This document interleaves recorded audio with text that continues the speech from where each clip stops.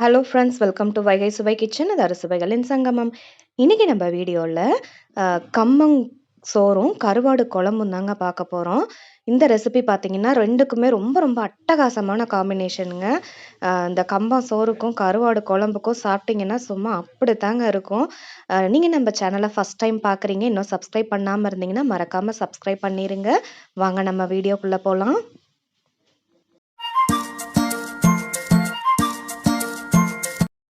இதாங்க கம்பு. நம்ம அந்த கம்ப வந்து 1 கப் வந்து எடுத்துக்கலாம். பெர்ல் மில்லட் அப்படின்னு சொல்லுவாங்க. இதுல இருக்க தூசிகள்லாம் வந்து நம்ம சுத்தம் பண்ணி, ஒரு பவுல்ல வந்து நம்ம சேர்த்துக்கலாம். இப்ப நம்ம எடுத்திருக்க கம்ப வந்து ஃபர்ஸ்ட்டு ஒரு 2 தடவ அலசிட்டு, நம்ம தண்ணி ஊத்திட்டு ஊற வச்சுக்கலாம். நம்ம ஊற வச்சு செய்யும்போது சீக்கிரமாவும் அரைஞ்சிரும். அதோட சத்துக்களும் நமக்கு முழுமையா இருக்கும். இப்ப பாருங்க, நான் வடிகட்டி எடுத்துட்டேன். நம்ம கம்பு நல்லா ஊறிருச்சு. இத வந்து நம்ம வந்து மிக்ஸி ஜார்ல போட்டு நல்லா உங்களுக்கு கொர கொரன்னு அரைச்சு எடுத்துக்க போறோம். நைஸா அரைச்சு எடுத்துக்க கூடாது. 1 2 அரைச்சு எடுத்துக்கலாம். இப்ப பார்த்தீங்கன்னா தெரியும், நம்ம தண்ணியே சேர்க்கல. இந்த மாரி நல்லா கொர கொரன்னு அரைச்சு எடுத்திருக்கோம். டெக்ஸ்சர் வந்து இந்த மாரி இருக்கணும். இப்போ நம்ம இந்த எடுத்திருக்க அளவு வந்து 1 கப் இருக்கு. இதுக்கு வந்து நம்ம 2லேருந்து 3 கப் அளவுக்கு நம்ம கழனி தண்ணி வந்து சேர்க்க போறோம். அரிசி கழுவுன தண்ணி. ஃபர்ஸ்ட்டு அந்த தண்ணிய வந்து நம்ம நல்லா கொதிக்க வச்சிரலாம். ஸோ நம்ம அரிசி கழுவுற தண்ணீல செய்யும்போது நமக்கு சத்துக்கள் வந்து நம்ம முழுமையா கிடைக்கும். அதே மாரி இந்த சோறு வந்து நல்லா வாசமாவும் இருக்கும், நல்லா சுவையாவும் இருக்கும். இப்ப பாருங்க, அரிசி கழுவுன தண்ணி வந்து உங்களுக்கு நல்லா கொதிக்க ஆரம்பிக்குது. அப்ப தேவையான அளவு வந்து நம்ம உப்பு சேர்த்துக்கலாம். உப்பு சேர்த்ததுக்கு அப்புறமா நம்ப அரைச்சு வச்சிருக்கிற அந்த கம்ப வந்து நம்ம போட்டுக்கலாம்.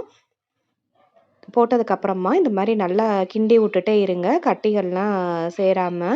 ஸோ இது வந்து ஒரு 2, 3 நிமிஷத்துக்கு இந்த மாரி செஞ்சுட்டே இருங்க. நம்ப லோ ஃப்ளேம்ல வச்சுக்கலாம்.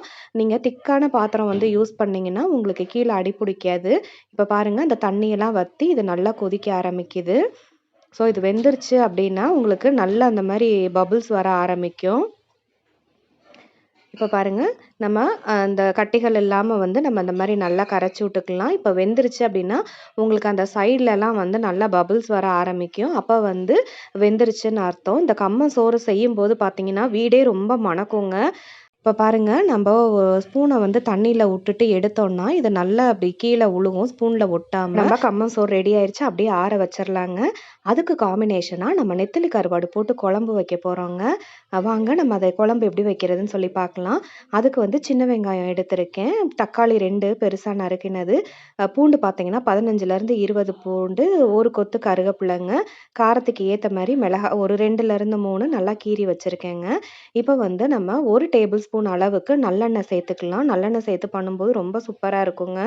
1 டீஸ்பூன் கடுகு, 1/2 டீஸ்பூன் உளுந்து சேர்த்துக்கலாம். இது நல்லா பொரிய ஆரம்பிக்கும். அப்ப வந்து 1 டீஸ்பூன் அளவுக்கு சீரகம் சேர்த்துக்கலாம். அதுக்கப்புறமா கருவேப்பிலைய சேர்த்துக்கலாம்.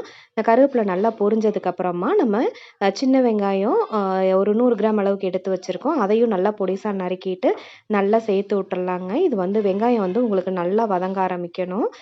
வதங்கிக்கிட்டே இருக்கட்டுங்க. அந்த சமயத்துல நம்ம வந்து கருவாட வந்து வெதுவெதுப்பான தண்ணீல போட்டு நம்ம ஊற வச்சு எடுத்து நல்லா கிளீன் பண்ணிக்கலாங்க.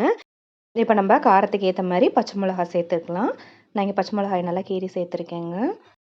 அடுத்ததா இப்ப நம்ம வந்து பூண்டு சேர்த்துக்கலாம். பூண்ட வந்து நான் 2 2டா நறுக்கி வச்சிருக்கேன்.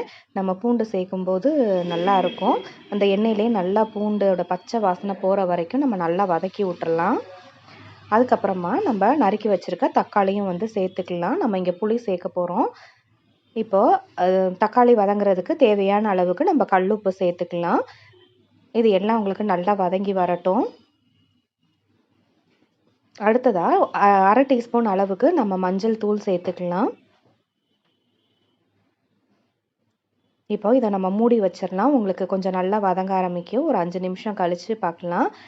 இப்ப பாருங்க, நம்ப 1 டீஸ்பூன் அளவுக்கு நம்ம இங்க வெறும் மிளகாய் தூள் வந்து சேர்த்துக்க போறோம். மிளகாய் தூள் சேர்த்ததுக்கு அப்புறமா நம்ம இத வந்து நல்லா வதக்கி விட்டுறலாம்.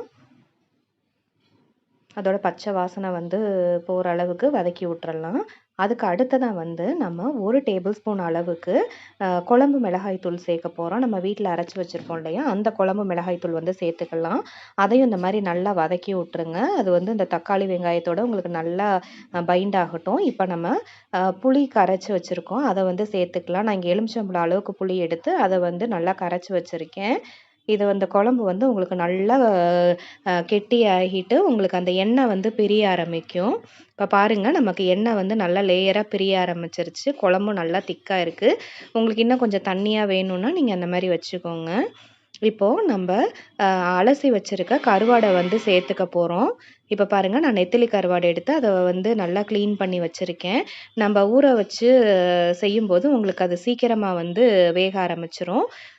இப்போ பாருங்க நம்ப கருவாடு வந்து ஒரு 10லேருந்து 15 நிமிஷம் வேக ஆரம்பிக்கும். இந்த மாரி எண்ணெய் நல்லா பிரியுங்க. இப்போ நம்ம கருவாடு குழம்பு வந்து ரெடி ஆயிருச்சு. இப்போ நம்ப அ ஆக்கி வச்சிருக்க கம்மன் சோறும் நல்லா கெட்டியாயிருக்கு. அந்த கெட்டியான கம்ப சாதத்தை எடுத்து, அதில வந்து நம்ம கருவாடு போட்டு செஞ்சு சாப்பிட்டோம்னா ரொம்ப சூப்பரா இருக்குங்க. இந்த ரெசிபிய ட்ரை பண்ணி பாருங்க. கண்டிப்பா உங்க எல்லாருக்குமே பிடிக்கும். நீங்க நம்ம சேனல ஃபர்ஸ்ட் டைம் பார்க்குறீங்க. இன்னும் சப்ஸ்கிரைப் பண்ணாம இருந்தீங்கன்னா, மறக்காம வைகை சுவை கிச்சன சப்ஸ்கிரைப் பண்ணிக்கோங்க. தேங்க் யூ ஃபார் வாட்சிங் வைகை சுவை கிச்சன்.